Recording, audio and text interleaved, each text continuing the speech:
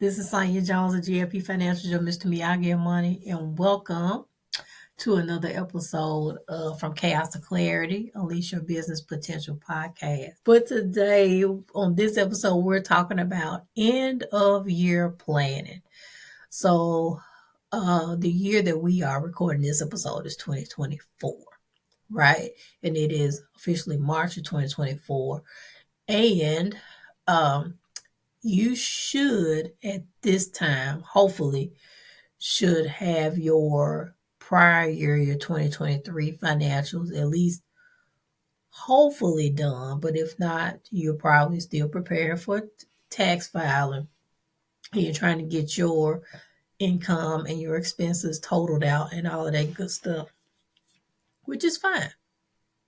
Deadline, we still got probably about a month and some days away before the April 15th deadline. No problem with that at all. No problem with that whatsoever.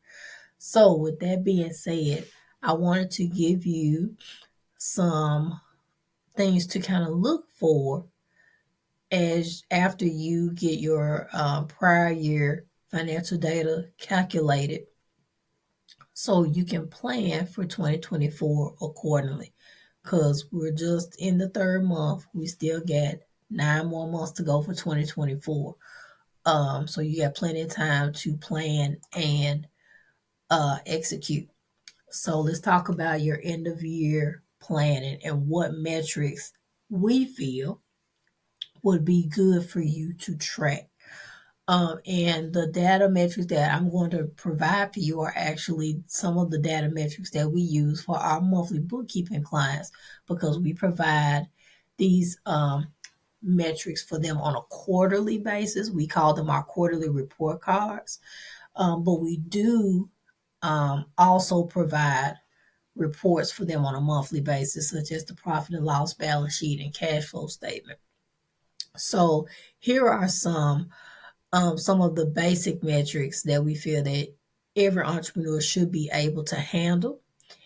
And make sure you got some good pen and paper. If you need to pause this episode, go get your pen and paper, then come back all for it. All right, so let's get started. So the first thing we want to talk about is your net profit. And you calculate the net profit from getting all of your revenue totaled minus all of your expenses. Whatever the difference is your net profit. If the net profit is positive, that means that you received more income versus how much you receive more income than expenses spent, which is great. Every business is designed to generate a profit, right? That's the goal. That's the objective.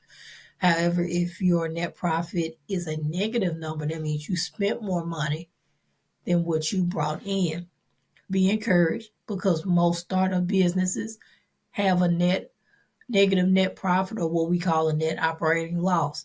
But what we don't want to do is have a continued loss, year after year because the IRS will determine that your business is not making money. It may be determined a hobby, right? And we don't want to be audited. Okay. So if your net profit particularly is a loss, the biggest thing we need to do is either increase your income or we need to reduce your expenses. Okay. Just like your household budget, right?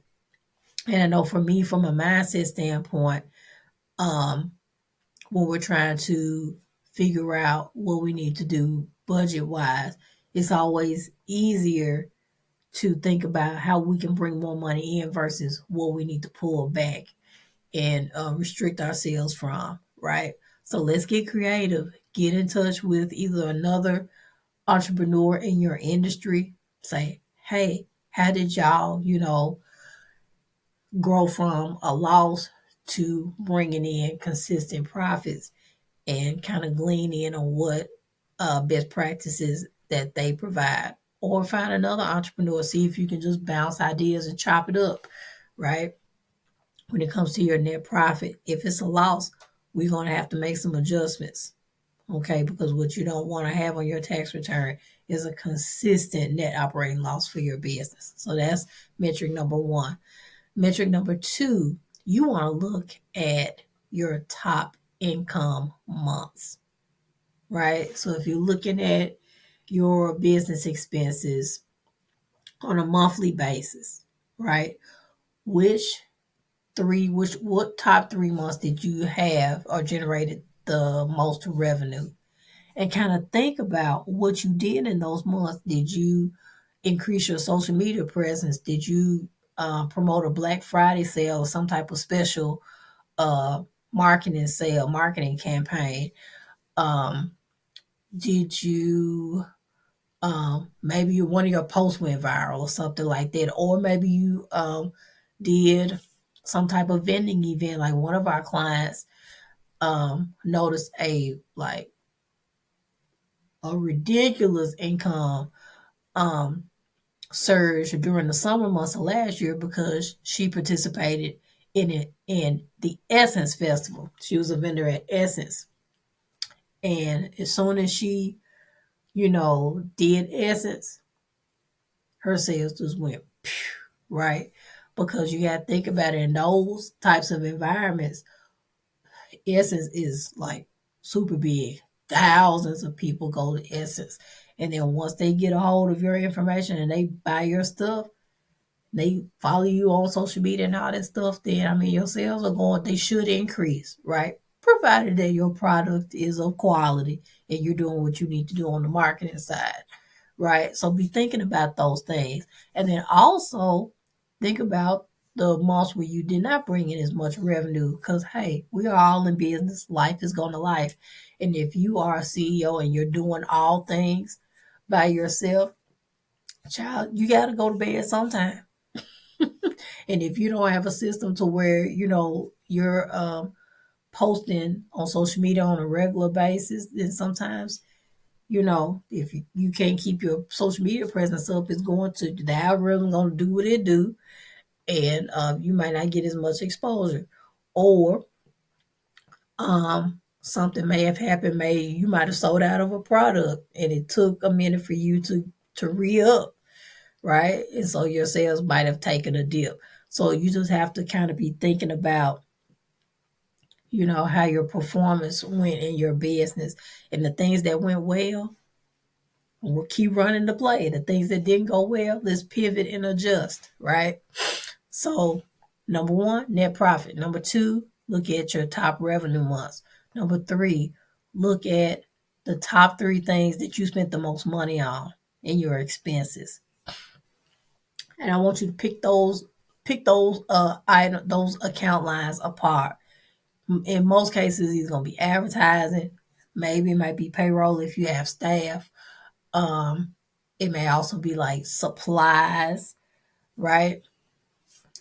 Take a look at those things and see how you can reduce your expenses. If you have recurring expenses, if you have subscriptions, how can you save money by, maybe if it's definitely a platform that you're going to be using a lot, maybe invest in the annual plan as opposed to the monthly plan. You might save, a percentage, things like that. Or like I used to tell some of my clients, especially the ones that had brick and mortars and were renting space, if you got the cash flow for it around quarter 4, ask the landlord, if I pay up 3 or 4 months going into the new year, can I get a discount? Right? So that extra, expenditure can give you some extra tax write-offs. And then it'll also be helping the landlord because he got an early Christmas gift with some rent paid up front. They're gonna love you forever. Right? So be thinking about those things. Um, Number 4, accounts receivable. So businesses who issue invoices always keep track of who still owes you money, especially going from one year to the other, right? I would definitely say tracking on a monthly basis, especially if you are invoicing your clients on a net 30. So if you invoice them at the beginning of the month, they're expected to pay you within that 30-day grace period, right? Take a look at which clients are habitually paying you late. That might be communicating to you that might not be your ideal client, and see what it may take for you. And it's one thing for them to pay you late, but if they pay you late and ain't giving you the blues, y'all might need to separate. Y'all might need to part ways, right? So look at which clients are still have outstanding balances. But also, let's just go ahead and, because I love you, right? Remember, we talked about system safe businesses. So if you have consistent um, clients that are not paying you, you may need to do a better job of checking your accounts receivable and invoices and sending reminders on a regular basis. So that's something that we had to do. One of my staff accountants stepped in and is managing the accounts receivable and checking it on a weekly basis for us. And the first time that she did that, and I tell her to this day, like, I wish we would have written down like the before and after of those stats. Because when I tell you, as soon as she started tracking it, the money started coming in with apologies. Just saying, right? So take a look at your accounts receivable. Also, your accounts payable, right? And that's the money and the bills that you owe to your vendors. So if you have outstanding bills that you and you owe your vendors money, please talk to them. Don't leave them hanging. Do not ghost them.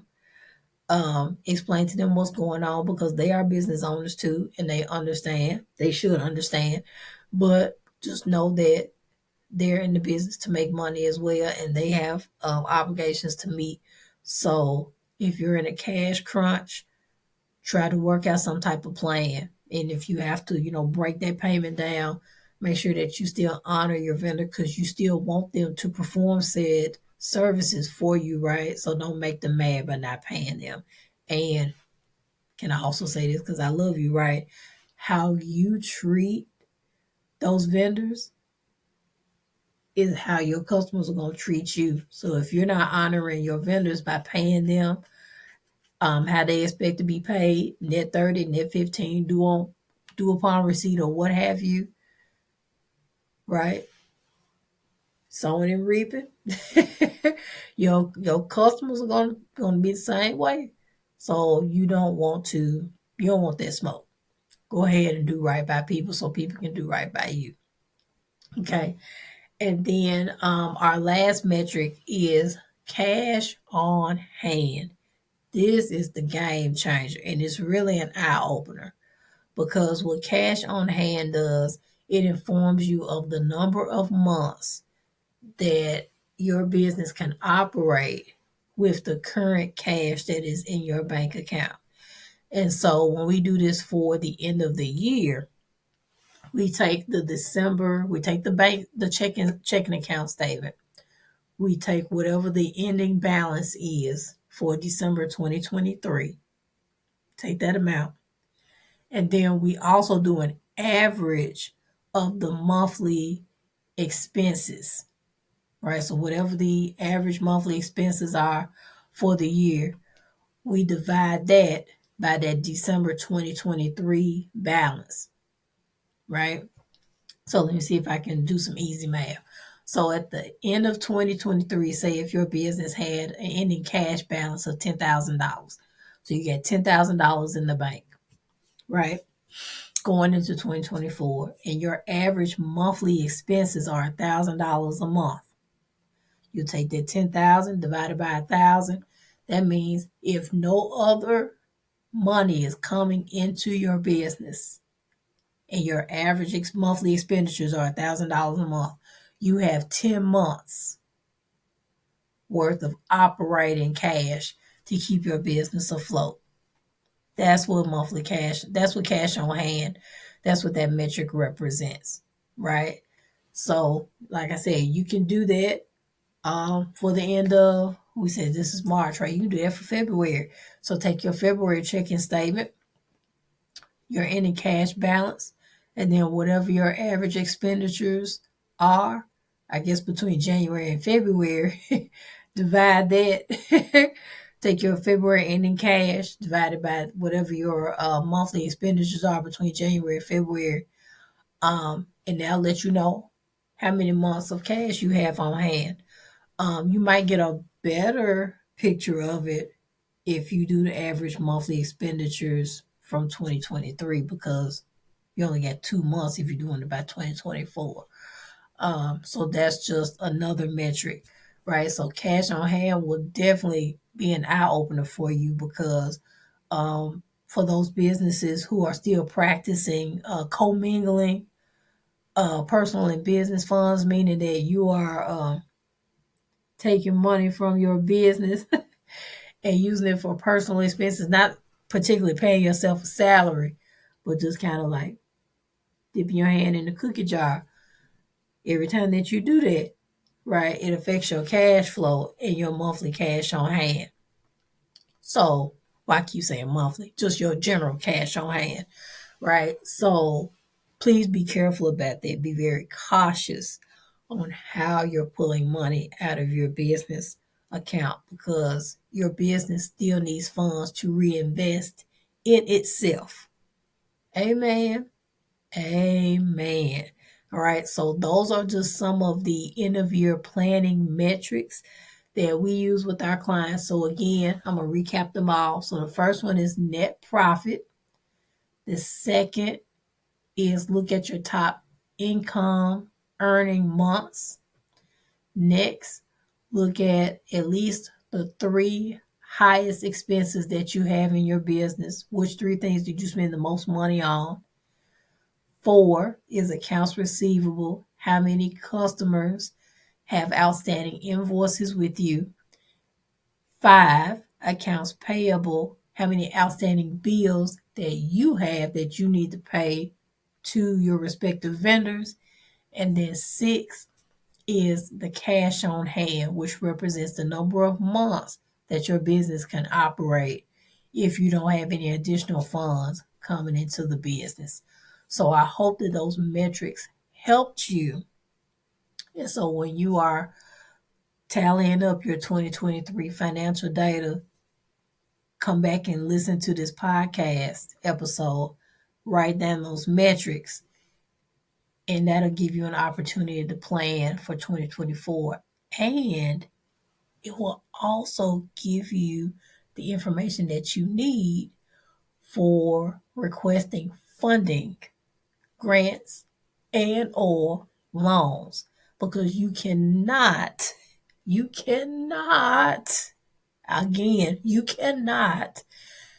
ask folks for money and you cannot tell them what you're going to use the money for, right? Remember we talked about those top 3 expenditures? You can say, I need this loan to help me cover the cost of these expenses, right? Or I need this grant to help me cover the cost of these 3 expenses, right? Or one particular expense, right? But that's just surface level. We can talk about, grant planning and all that type of stuff on a different episode. But yeah, I hope these metrics helped you. Again, my name is Sonja Jones of GFP Financial, your Mr. Miyagi Money, and thank y'all for your support and listening to the From Chaos to Clarity, Unleash Your Business Potential podcast. We'll see you on the next episode. Take care. Thank y'all so much for listening to the From Chaos to Clarity, Unleash Your Business Potential podcast. Again, I'm Sonja Jones of GFP Financials. You're Mr. Miyagi Money, but I got a couple of homework assignments for you before you leave this episode. Don't forget to subscribe to our channel and also leave a comment and let us know what your biggest takeaways were from this episode. And if you are looking for bookkeeping assistance or you need a money thought buddy, make sure that you go to our website, www.gipfinancials.com, and click on the schedule a consultation button at the top of our website, little green box. And you can schedule a discovery call and talk to one of our teammates to see if we're a good fit. All right. See you guys on the next episode. Take care.